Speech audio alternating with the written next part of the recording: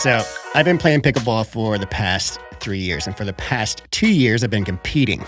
Now, during that first year of competition, my DUPR rose from a 3.5 to a 4.0. But I've been stuck at that same level for the past year. So I know I've gotten better, but I haven't played better when it counts, and I'm still making too many stupid mistakes. So I've decided to stop spinning my wheels and seek professional help on how to break through this plateau. And fortunately, I live close to one of the best pickleball coaches in the nation, Scott Fliegelman. Scott currently has a 5.874 DUPR in doubles and a 5.675 in singles, giving him the highest combined DUPR ranking of any senior pro. He's stacked up several medals as a Carbon-sponsored pro at the USA Pickleball Nationals and US Open. He was the captain and coach of the MPL's Denver Iconics and was recently named to the USA team for the 2025 Maccabia Games in Israel. Scott's indoor pickleball facility, Boulder Pickleball, just happens to be a 20-minute drive from my home, and Scott agreed to help me get on the right path to break through this plateau. So what are my goals? Within the next 4 months, I want to increase my DUPR to a 4.5 with a high reliability score. My current ranking is a 4.2 with a reliability of 100. And to validate my 4.5 rating, I also want to secure a gold medal at a 4.5 tournament in a deep division with at least 10 teams. So what's it going to take to get there? Let's sit down with Scott to find out.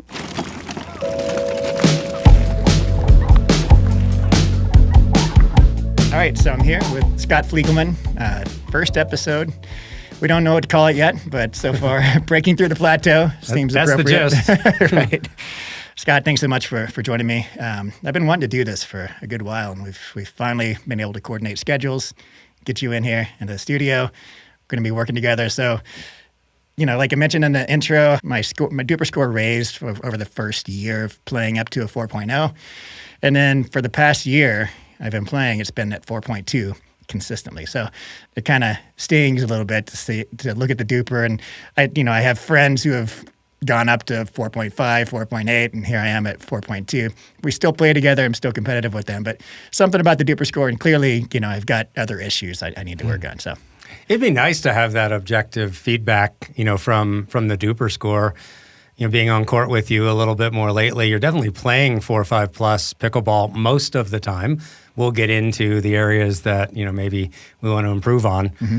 But I think the integrity of the algorithm is better. I think you're getting more data into the system, and we should feel good about that when you break on through. For sure.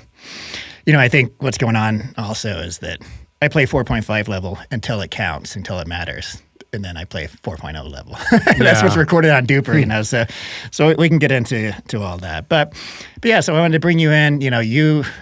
I've spoke about your background, exceptional background, exceptional coach. You're by far as far as I'm concerned, the best coach in the Rocky Mountain area. I've taken a couple of lessons from you. We didn't stay consistent with that. I've been in one of your kind of seminar classes that you're throwing weekly for a bunch of 4.0 level people, Scott Squad. So you've had a chance to kind of see me play with other people and kind of analyze a bit of my play there. But yeah, so what I want to do out of this series is I'm going to set a time frame. I think by possibly April of 2025, I kind of want to meet these goals. So I want to be at a consistent DUPR level of 4.5 with a high reliability rating. Mm-hmm. And I want to medal in a 4.5 tournament, hopefully gold, but fairly large tournament, more than 8 teams, kind of a regional tournament and a pretty deep bracket, so it's not just kind of a one-off situation. So I think those are my big goals to kind of, benchmark, okay, I'm a 4.5 level player now. Sure, and parts of those are out of your control. We're probably going to talk a little bit about partners because that makes a big difference, right? For sure. We don't know who else is going to show up at these tournaments. Could be some 4.99s, and there's an upside to that in the DUPR game. Mm-hmm. We need to be on court against higher rated players, and we need to beat them. And the current algorithm, if you win, you go up. Maybe a very little bit, and if you lose, you go down. Right. Maybe a very little bit. Originally, if you covered the spread, and you lost, but you did really well against higher rated players, your rating might go up, and they may return to that. And I think, as we record this show, we're going to be in touch with DUPR, and we're going to learn what we need to do to strategize to reach that first goal of breaking on through the 4-5. All right, Scott, how do we get here? Where do we go from here? So, I know some things I need to work on. Do you want me to talk about those first, or do you want to kind of talk about what you've seen from me on the court already and what we can do in terms of strategy and drilling and all of that to get me there? Well, I think I would, and I think our audience would like to hear from you what you do well. What do you like about your game? Great. So I have a self-deprecating sense of humor, so it's hard for me to talk about. That's why I'm asking. Hard for me to talk about what I do well, and easy for me to talk about the things that I do horribly. So I can tell you definitely the things I know that I need to improve on. First thing is I don't use my reach as much as I should. And that was one of the things you targeted when we had one or two lessons a few months ago. Is like, John, stop stepping off the kitchen line and taking the dink off the bounce when you can reach in. I'm not hugely tall, 6'1" though, and I might as well use every inch of that reach that I have. So that's one thing. Consistency has always been an issue. Now remember, you're talking about your positives. No, I introduced my negatives. I'm going to talk about my negatives first. Well, I guess the reach is the positive. But okay. My negative output of that was that I don't use it enough. So, if you don't mind, I'm going to talk about the things I know I need to improve. Okay. So, consistency, I think part of that, there's an element of that that's definitely mental. Like I said, I play at 4.5 level when it doesn't matter, but when it does matter, I'm down at 3.5 to 4.0, So just working on consistency, and we'll talk about the mental game in subsequent episodes, maybe bring in some experts there, but that's definitely part of it. And then drilling to fill in the gaps of that consistency so I can be more confident with just sitting there dinking back and forth and not making a foolish attempt to speed up when it's not there, you know what I mean? So modulation is something that I really want to work on. I hope you can help me get there. And what I mean by modulation is that I usually have this mindset where I'm usually too passive on the court. Like I'll watch a floating ball go by and I'm on the left. I don't stand up and just smack it down. And then I'm in my head about it, and I'm like, I need to be more aggressive. And then I flip this switch, and I'm 100% aggressive, making stupid mistakes, speeding up at my ankles. So modulating that. So being, the classic example is Ben Johns, who probably leans more towards being cautious, but he's the best at it in the world, where he waits for the opportunity to put the ball away. So being able to trust my finesse game, soft game, until it gets to that point where I do have a pop-up, and then taking advantages of those pop-ups. So instead of channeling myself into either too passive or too aggressive, finding the balance between those two, and when appropriate, going to one or the other. Let me speak to that for a second, because it was something I observed the other evening at Scott's squad. You were on the left. There was a ball that floated toward the middle that I was hoping you would pounce on, right. And you didn't. And I think a common thread in this modulation goal is that I'd like to see you making a proactive, productive, and efficient split step when the ball's on their paddle 100% of the time. So it's something you're doing greater than 0% of the time. Right. But I think in this particular instance, you weren't in a cat-like position to observe and gather intel as the ball came off your opponent's paddle. Right. And then it's got to be subconscious at that point. But I do feel that if your springs are loaded, your knees are bent, you're cat-like. Right.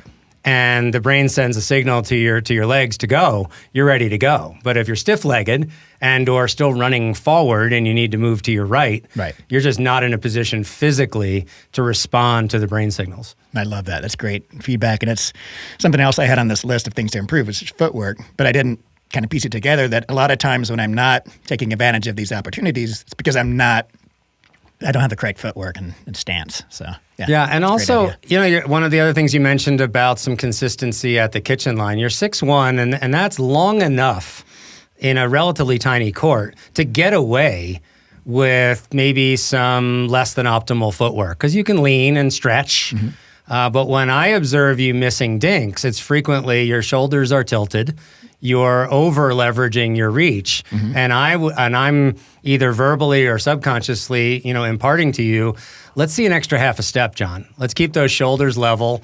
I love that image of a tray of fine crystal champagne glasses on your shoulders, so no head.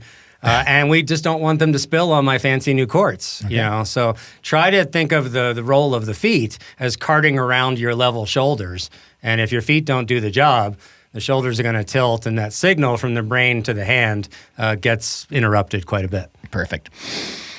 All right. Better decision making. I'd love to be able to improve that. And that's a big one. Like I feel like I focus more on, when I'm drilling, on technique and a little bit on, combinations, but more just like, all right, I want to be super consistent with my dinks. And what I've seen from you and heard from you in my lessons and at Scott's squad is that there are maybe 10 choices or more for each shot, and there are only 2 that are recommended, that are good choices. And too often I find myself just kind of dinking aimlessly and not thinking about pulling my partner out of balance and then, getting a pop-up. And even on the third shots and the fifth shots, just having a plan and just drilling that plan and just internalizing it to the extent where I don't even have to think about it when it matters, when I'm in a competition. It just flows naturally. And I think that is one of the things that the 4-5 plus player does better, is they have achieved a level of subconscious competence in a decision-making and an execution standpoint that you may do, and I've seen you do at the 5-0 plus level, but just not regularly, not consistently enough. You have the physical skills to play well above 4-5, but boiling down those decisions, probably pre-rally, pre-serve. Well, if they return to me, here's what I'm very likely to do. Right. And I hope they do return to me because I know exactly what I'm going to do. And also, we've given an example of when we're in the transition area. I really like to think of there are no shot selections in the transition area. If it bounces, we're going to go cross-court, cornhole trajectory, drop, or reset. That's really the only shot from a percentage standpoint. Right. And if I can get it out of the air, I'm going to drill it at the guy right in front of me. So there's really no A and B. There's just if it bounces, drop, and if I get it out of the air, I'm going to drill it. That kind of stuff I'm ignorant about. So I need to absorb this from you. So it'll be fun as we progress through the series, just to see me learning this, and hopefully, I mean, the whole point of this is not about me ultimately. It's about being relatable, because I think a lot of people are at my level, and I'm sure several people are wanting, almost everybody wants to improve, right? So this will be relevant to, hopefully, our viewership. Last thing I wanted to mention that I need help on is being a better partner. And what I mean by that is I'm never mean to my partner. I'm really supportive of my partner. But I've noticed that my partners typically play worse with me than they do with other people. So I'm not giving them the energy that they need. So I need to work on not only being supportive, but also, egging them on to be a better pickleball player. I've struggled with that since day one, and I picked up a paddle. I'm sure that some of that's just like everybody kind of has that perception. Oh, I saw, when they're playing round robin, I just played this person and they were playing amazing, and now they're on my side and they're hitting every ball into the net. But I've been doing this long enough that I do realize that it's an issue, and it's not their issue; it's my issue. I need to have an energy that's not there. So maybe you can help me with that also. Yeah, and thinking in advance of areas of your game that I might want to bring up, I had not yet considered that. I do want to talk about partners, like we've got to play with good partners that you gel with. But I will identify, and I'm glad you invited me into your studio today, one of the things that partners and other players say about me as one of the best things that I do, and I would articulate it as I'm a chameleon when it comes to being a partner. I've developed a broad enough tool set and a broad enough strategic set that I regularly adapt to what it's going to take to make my partner comfortable and play his or her best. And last year in NPL, I played with Scott Moore and Eva Welsher, a couple of big-time champions. Sometimes tricky to play with. And I thought what I did well was, adapt my game and work on the breadth of my game to be able to really harness what they do extremely well. In Scott's case, it's playing the right side most of the time. He's long and powerful and really likes to play the left. And I drilled down and worked on my right side play to better support Scott. At the same time, I can remember coming out of a timeout in a third game. We were down, and I, for lack of a better term, got in Scott's face during the timeout, and I said, "We're going to reverse stack coming out of this timeout. I'm going to the left, you're going to the right." Mm-hmm. And when we came out of that timeout, the look on John Sperling's face on the other side, like, what is Scott Moore doing on the right? Well, we rattled off 5 consecutive points and we won the game. We need to be ready to do things like that. But much of what I like to do is to try to figure out what's going to make my partner the most comfortable, and that so that they will play their best. Good. Then got the right person in here to help me with that also. Awesome. So excellent. Why don't we do this? Why don't we switch over to analyzing some tape? I pulled up a couple of random games that I have recorded for paddle reviews. We can go through this, and you can just tell me to stop at any point. And I just want to get your feedback on this.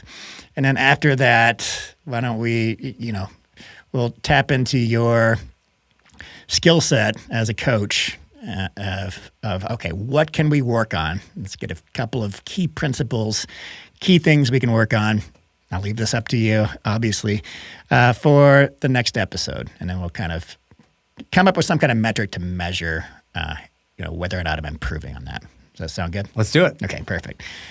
Oh, one thing I forgot to mention, and this definitely hinders my game and improvement, but it's never going to change, is switching paddles all the time. So part of my job as the paddle reviewer. It was on my list to discuss. I have to switch paddles.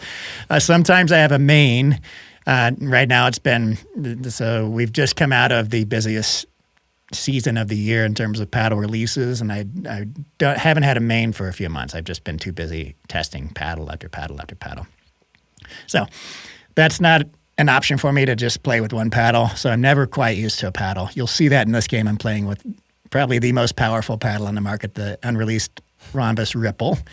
So I'm in my head in this game a little bit here and there about, okay, how much do I take off of my drops and et cetera. But no excuses. But that's just something we're going to have to deal with, given my job. Yeah, so I have that on both our positive and our negative list. Okay. For you. The negatives are fairly obvious. You're not settled into one paddle, and as a tournament player, we're probably going to need that. I know from my own experience, helping guide and shepherd Babolat into the pickleball space, I played with a bunch of different paddles, and I started learning new things about my game, and I think I improved as a player through the practice of having 30, 40 different paddles in my hand. Mm-hmm. Eventually, to be the best tournament player, I needed to settle on one. Right. But I do think our viewers out there, if you haven't had the chance to, go to your favorite pro shop, grab 6 or 7 demos, and try a bunch of different paddles, I think you're selling yourself short. I think you should get out there, and there may be a grail out there, something you haven't found yet, or at least you'll learn more about your game in the process. All right, let's get into it. Oh, we've got at least one lefty on the court. Mm-hmm. And you're playing with Nick, and John's playing with Dirk. Yep, you know them all.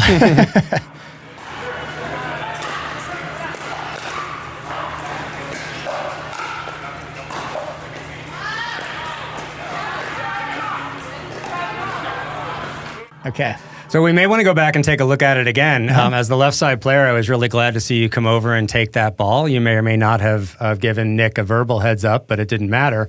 And then we drove at the stationary player, right. The player who was composed and ready and did not struggle with the counter. Mm-hmm. Whereas, one of our bread and butter thoughts as a hitter of thirds is, can we pitch a breaking ball to a batter who's on the move? Mm-hmm. Like, boy, it's hard to hit a breaking ball even if you're standing in the batter's box, much less running. So John was on his way in, and if you could have gotten that ball to him before he got set, we may have been able to advance. You and Nick could have enhanced your court positioning. Right. But by driving at Dirk, we did not enhance our court positioning.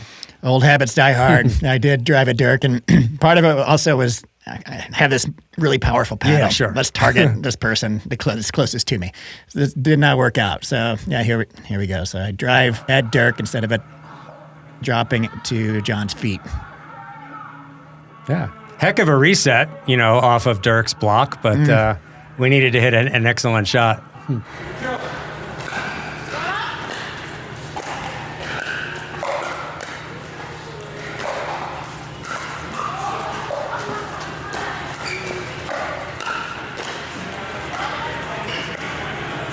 Let me ask you a question. How often had you played with Nick? That was the first time we ever played together. First time? Yeah. Okay. So as the left side player, you don't yet know Nick's inclination to use his backhand in the middle. Mm-hmm. If I'm coaching you guys, I want the left side player to be more aggressive and more verbal. Right. So I'm looking for something verbal that scares Nick's backhand out of the middle so that you can leverage that powerful paddle and put that ball away. On a couple of occasions there, you were a little concerned with Nick being in your space. Mm-hmm. And I think we need to verbally move him out of the way. Yeah, good point. So right there. Yeah, you put that ball away. Right. In most cases.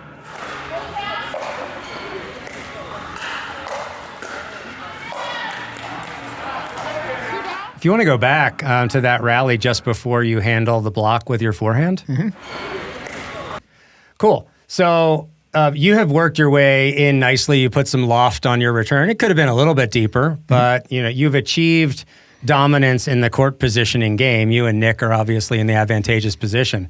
It's likely that Dirk's going to drive, and then we see his preparation, and it's pretty clear he's going to drive the ball. And I think you do a rather good job of getting yourself into what lately I've been calling that DEFCON 1 defensive readiness position. Mm-hmm. And you, unlike some of our viewers, can use a forehand shield position, given the way that you hold a paddle. I think you're a little late in getting to that position, but one of those things that makes Colin John such a good defender is he can slide to the right and play backhand shield, but he can also go forehand shield, and that's confounding to the player in front of him. So let's see what happens here. We're a little bit late, but forehand shield is a good play here, and you're ready to play defense with that. So that is something I have been working on. I'm very much a backhand shield person, and I slide and use my backhand. But when I'm playing left, I consciously leave that open as an option. But you can see me working my way through that. I'm not great at it yet. Yeah, and I believe the inclination when you're cross court from the driver is to protect inside shoulder and let outside shoulder fly. Right. In most cases, had Dirk been a little wider, then that was either going to be a forehand or let it go. Sure. In that case, so I think a good use of forehand shield. Okay.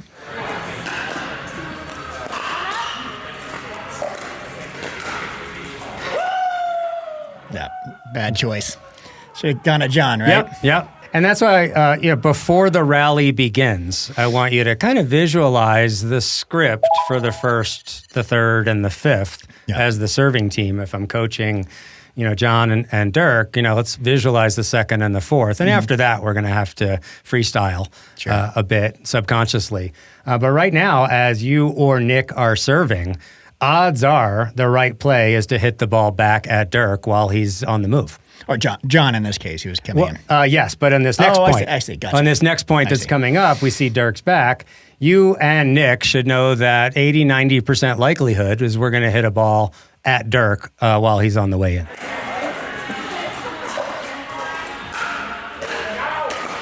Well, that didn't help, Dirk. You got to put your returns in play. So now we whether it's you or Nick, we should be hitting the ball at John on the way in. John puts hang time on his return. That makes it more difficult. Yep.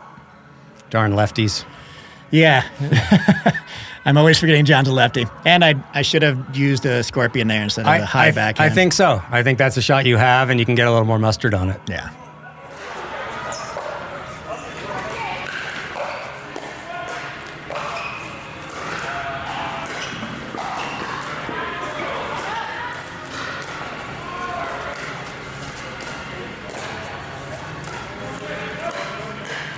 This looks a lot like classic pickleball. Yeah.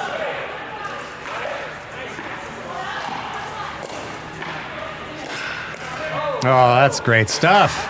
It worked out in our favor, but one thing I noticed when watching those is I'm standing lock-kneed, flat-footed. I need to have a more athletic stance. I always see that in I've watched a lot of footage of myself by necessity doing paddle reviews, having play footage. It's hard for me to actually institute that knowledge that I know I need to be doing, but yeah. Yeah, I think a way to get better at that yourself, video is great. That's just making it really obvious. If you watch the pros, and we can, at some point, we'll watch some models that we want to replicate. You can see them getting taller and shorter throughout the rally. Mm-hmm. And they're taller, they're floating while their ball is crossing the net. Oh, okay. They're gliding back into position. They're moving toward where they want to be. Mm-hmm. But regardless of whether they got there or not, when the ball is on our opponent's paddle, we bend our knees and achieve a split step. It's not as dynamic a split step as the one on the way in. Right. But they are loading their springs, they're getting athletic, they're getting cat-like, and they're ready to react. One of the reasons your lob worked is I don't think they were in a cat-like position to receive your shot. I am a big fan of the offensive lob, and I think it worked out really well. It's tricky with a lefty because that middle is usually covered. Right. But if we have two righties, that lob from the right side, you can find a backhand, and that's gold. Sure.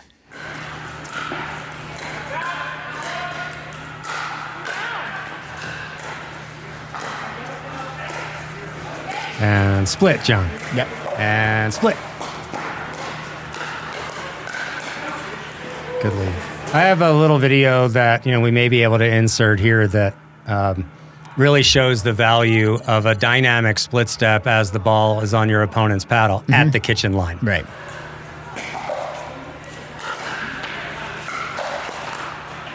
Yeah. Took a risk there. That was faster than what I should have hit it, but it worked out. Well, let's pause it for a second. Maybe take a look. Maybe we can go back to just before you drive that ball, because I think it was the right shot selection and then excellent execution.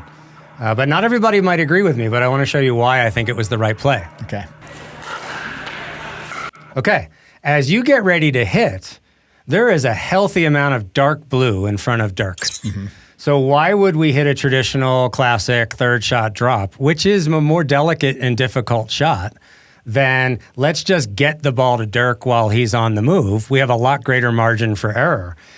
So I want you to kind of pick a miles per hour that's optimal for this situation.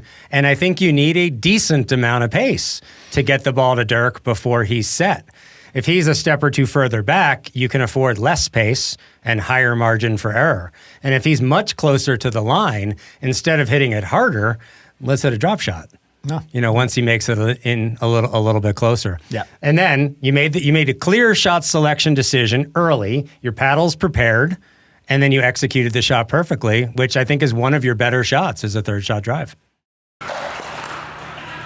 I don't know why I'm holding this. I'm going to give this to you. Oh, okay. So you can control and stop at whenever you want. Okay. And here's something I've shared with one of my favorite split age partner, Ryler DeHart. We've had some good success together. One of the bigger hitting, lefties, super high pedigree, tennis background. I've had to share with him, and this is part about the partner communication. Mm-hmm. I said to Ryler, in my view, it's the shape of his third shot drives that are more impactful than the pace. And I think you had a nice blend of both on that. That was that, four-seam fastball or, slider, breaking ball, whatever pitching analogy we want to use, at a batter who's on the run. And he just couldn't hit it in a strike zone because that ball was dipping so much. So I think good use of the paddle and a way to get it prepared early and commit to the shot selection. Great. Should we do a couple more points? Sure. Okay. Yeah.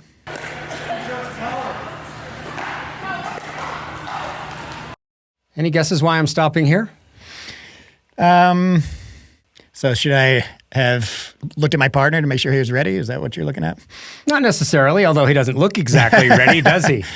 So what type of third shot would we like to hit, especially given the previous rally? Yeah, definitely go at John as he's coming in. Okay, and with your forehand or backhand? Preferably forehand. Well, I would agree. I mean, we just saw how potent that drive could be. As such, I would like to see you a little further over to the left before you serve, Okay. and even a little further back so that we can pre-serve visualize you stepping in to a third shot drive at John. Now, given that he's a lefty, you know, you may compromise getting the ball to his backhand. But again, you should be kind of optimistic about your drive given the previous rally and want to do it again. Right. So let's set yourself up for success. I would like to see you to the far left. I'd like to see Nick a little further to the far left. So one of you gets a third shot with your forehand. If we were playing tennis, they could maybe find your backhand, but with this 20-foot baseline and two of you, just align to the far left to assure that you get yourself a forehand. Yeah. And I don't even remember if we saw the serve, but I think my intent here was, given that John is a lefty, I was going to serve sharp angle to his backhand. Yeah. So it helps a little bit further over there. But I think what you're saying makes a lot of sense. It's a better trade-off to stand closer to the line because you can still serve to his backhand from the middle of the court. Sure. And then it's just a question of prioritization. Right. You know, if John's backhand is significantly weaker, then maybe we do line up wide and we find his backhand. You know, I'm dialed into the confidence that you should have from the previous rally. Right. It's like, that was a pretty good drive, John. Let's do it again. Let's set yourself up for success with that. Okay.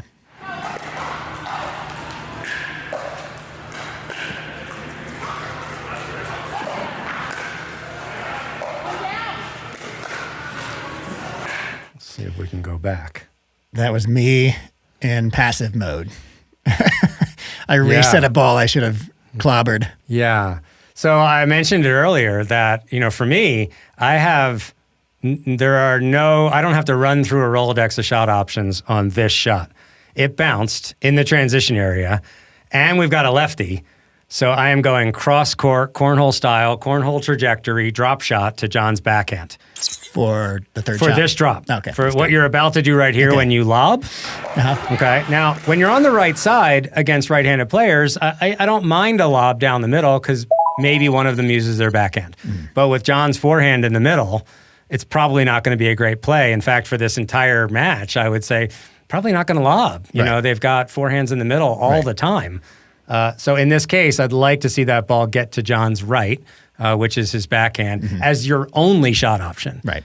This is a great example of me having no game plan and choosing horrible shots. Like up to now, it's been okay, and the first lob worked.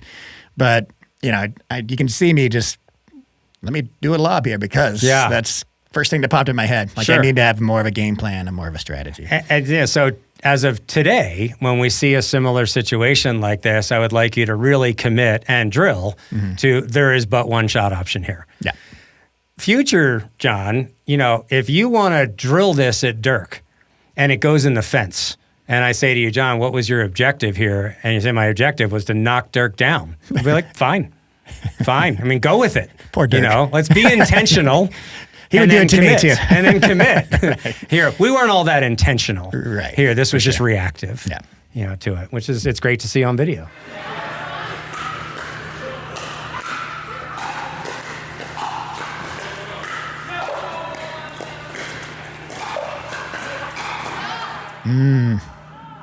So I hit that, I mean, clearly way out. 50% of that would have been more effective. Was that a bad speed up, though? I don't think so. You know, generally, we want to be contextual, you know, with our answer as to whether it was a good or a bad speed up. And an example of that would be you and Nick have a brief conversation about what type of rally construction favors you against these guys. Right. Is it long, slow, drawn-out, molasses-style kitchen dinking? Well, if that's your game plan, then that was ill-advised.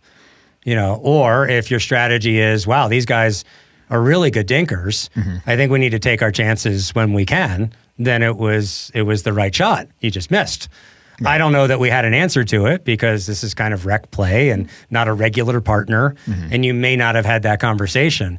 But as we look to raising your DUPR over 4-5, we really don't want to get to 0-0-2 when it counts without having a conversation with your partner, you know, that's comprised of what does the ideal rally construction look like for us? Yeah. And do we bring with us the proper tool set, you know, for today to execute that? You may know what the proper rally construction looks like against Ben and Colin, but we don't have enough tools, Sure. to execute that. So we're going to lose. But against a couple of 4.6s, or 4.4s, we might have enough tools, and then just it comes down to shot selection. And I can't remember exactly what was going through my head here, but I can make a pretty good guess. And that was, I was kicking myself for that previous point, making poor shot choices, being too passive, not putting away that high ball. And then, like I said about this whole modulation thing, it's either I'm too On passive or off. And at that point, I was like, I'm going to be more aggressive here, and I just overcooked it and sent it 4 feet out. Yeah, so I have a modulation solution to that, assuming that we don't want to dink them to death, that we do want to take our chances. I'm okay with the decision right here to instigate, stir the pot, cause some trouble, coax a pop-up because the ball is below net level. I'm not all that okay with attack.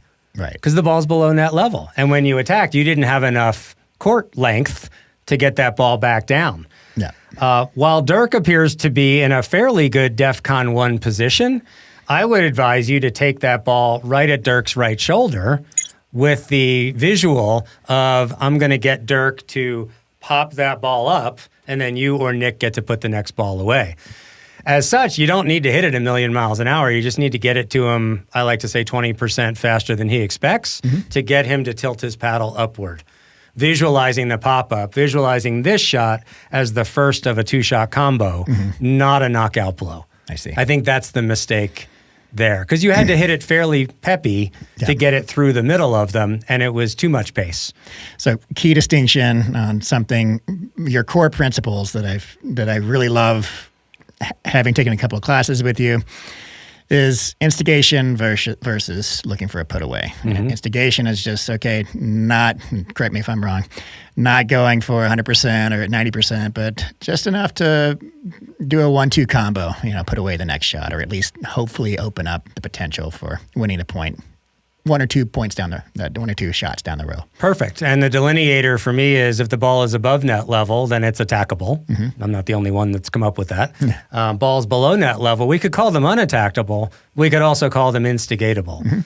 And again, it comes back to what's yours and Nick's game plan. Right. And let's go ahead and assume that your game plan was to take your chances and bring the fight to them. And I think that's a fine strategy. In that case, let's visualize a 2-shot combo, go at Dirk, get him to pop it up, and that was likely to lead to more success than going for a home run. Sure. Should we do one more? I think we've got a good sample so far. Let's see. Love that serve, nice and deep. Nick is an athlete. Yeah, even though that point did not look like it had much to it, I commented, I love that serve. And I think the serve is one of your strengths that I want to really harness. You're able to get a healthy amount of topspin. You, unlike a lot of players, are not shy to clear the net by a healthy margin. I'm one of those players. I like to clear the net by enough to get it so that when it bounces, augmented by the topspin, we might be able to get that ball up in their strike zone. Right. Get them to swing at a high pitch, maybe even off their back foot. And if we do that, we can delay their forward progress, and it takes pressure off our third, which is really our objective, Sure. When serving. So of these 4 servers, you're doing that better than anybody. Doesn't mean you can't come in with a fastball every now and then, but I think, again, I'm saying bread and butter a couple of times, but I think that should be the bread and butter, a nice deep serve with healthy net clearance that bounces up and hopefully delays their forward progress. And I think this is most people's experience, the serve is one of the first things to go in tournament or pressure setting, right? Like I can, when I'm loose and, it doesn't matter, I can serve really, really nice. And then I get into a tournament and it's just cupcake serves is what I'm doing. So I've got to find a better balance there where I can actually put some dip on the ball and it doesn't have to be 100%. Yeah, if I were coaching you from the sideline here, and let's call it a tournament setting, and you served 6 inches long, I would counsel you, next time you serve, don't slow your arm down, to get the ball to go and play. I actually want greater paddle head velocity through the strike zone, the hitting zone, so that you impart even more topspin so that it will dip more aggressively. Sure. And that's something that holds up under pressure, holds up in the wind, and fatigue and other areas. And you're right, the mistakes that people make when they're under pressure is they push and guide and hope and pray, and they leave it up to gravity. Sure. Let's take control back. And the control is how much controlling topspin can I get on the ball? And it's one of your strengths, one of the things you do well. Great. All right. Okay. I got a lot of good information. I love this. Hopefully we can make this a regular thing. I got the mouse there too. That was fun. 6 point in, I'm like, why am I holding this? This is Scott's job. So if you wouldn't mind, Scott, can you give me some things to work on for our next episode, whether it be a week or two from now, just based on what you've seen in the footage and what you've seen live as I've been playing. I want to have something to work on and then a metric to try to improve on that. A question first, and I think I know the answer, and I think we'll go with it, but how do you feel about your sports vision? What do you mean? You have good eyes? Oh. See well? So I've been progressively losing my near vision. Now it's like beyond my hand. Right. It's like that. I remember my dad when I was young, he was reading books like this. This is where I am right now. So it's fine. I don't think it's screwing up my game, but I don't use any corrective lenses when I'm playing pickleball. Maybe eventually I'll be there, but yeah, I mean, I have a really slight correction at distance, but for the most part, I have pretty good vision at distance. Good. And I thought that was the case, but I would have been irresponsible not to ask, because that would have been a simple solution. I saw a handful of mishits or, balls off the edge guard the other evening at Scott Squad that surprised me. I thought they would be on the middle of the paddle. You appeared somewhat ready for that. I think a key is going to be that not overly dynamic, but consistent split step as they drive at you. Right. And if it's 14 feet away, then we're going to really need to be, in that DEFCON 1 type position. Sure. You may have been at DEFCON 3. And then perhaps took a little bit too much backswing as opposed to let's leverage these powerful paddles. I mean, if they're going to drive the ball hard at you from 14 or 30 feet away, you can be grateful for their pace with a powerful paddle in your hand, meet it, and block it back, perhaps for a winner or down at their feet. Right. So a simpler stroke and a little heightened level of awareness so that we get a few less mishits, Okay. That I saw the other day. So less backswing. Less backswing. And more intention on hitting the center of the paddle. Maybe that would help. Yes, as started by the timing and the consistency of a subtle split step. Footwork. Right. Yeah, just 2 inch. I just want to see your eyes drop about 2 inches. That means we've got 10 or 15 degrees of flexion in your knees, and you're a little bit more cat-like. And I think we saw there were times when you were at full extension, of your knees, and we weren't cat-like. Right. And we want to, be in that position every time, whether they drive at you, they dink at you, they lob. We may as well at least have the spring somewhat ready to react, especially so that we don't end up with that shoulder tilt, so that we can use the feet to cart around the level shoulders. Love that. All right. And a drill that you've had some experience with, I'd like to see it be a staple of your drilling time, is the heads-up cooperative instigator game. So you and I are directly across from each other, and we're dinking. And we're both looking for an opportunity to select a ball that perhaps surprises our opponent or partner in this case, and we're instigating, we're not attacking. So that if I'm across from you and I'm instigating, I'm giving you some really good practice at achieving a DEFCON 1 level of readiness, no matter what your spidey sense tells you. Let's be worst case scenario focused.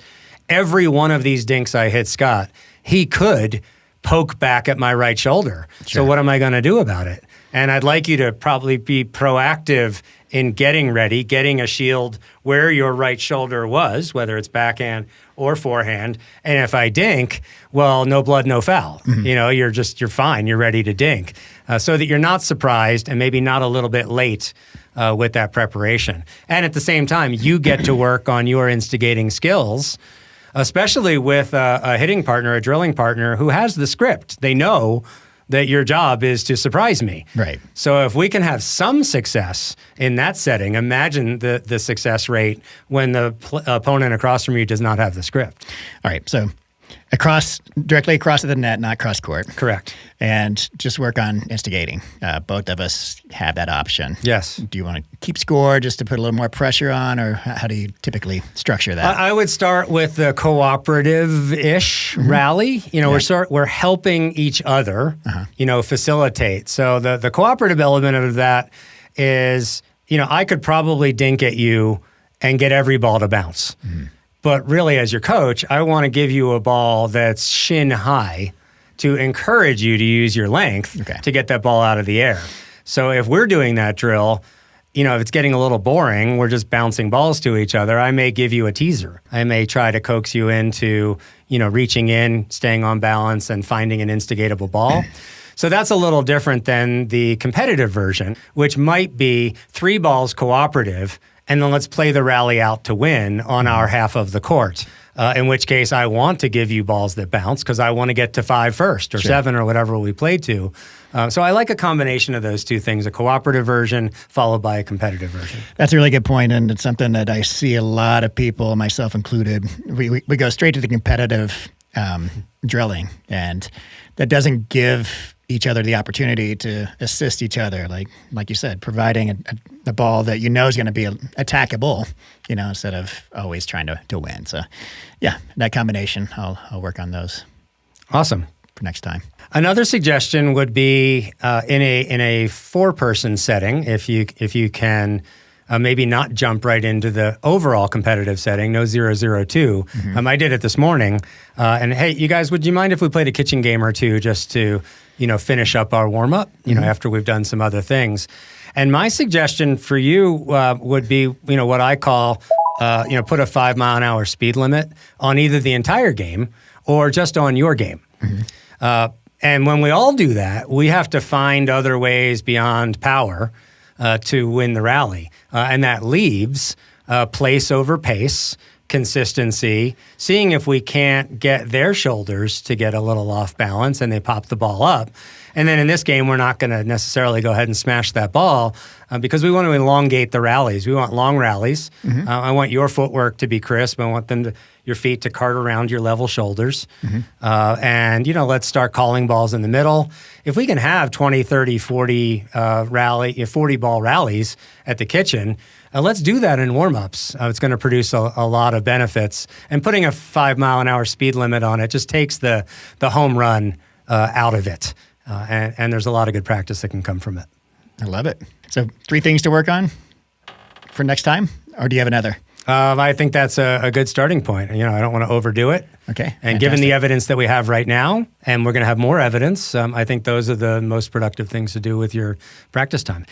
How many times do you think I should drill before we meet next time?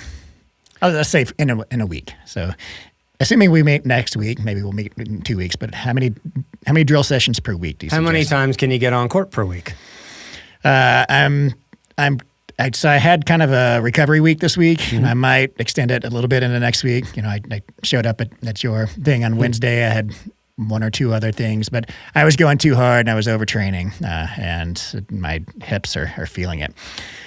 So next week I could probably do, conservatively, I'll be on a court 3 times, maybe 5 times with two drilling sessions, but I don't know. What would you recommend? Well, given that the body is not 100% right now, 60, 75 minutes on court of drilling should probably be greater than 50% of your on-court time. Let's really maximize the time. Let's not come off the court hobbling. If you play 2, 3, 4 hours with the guys, we may not be working on anything and you're just digging yourself a bigger hole with your body. So I would say between now and our next session, let's try to aspire to greater than 50% of the time working with a cooperative partner on the 3 areas that we discussed. Sounds great.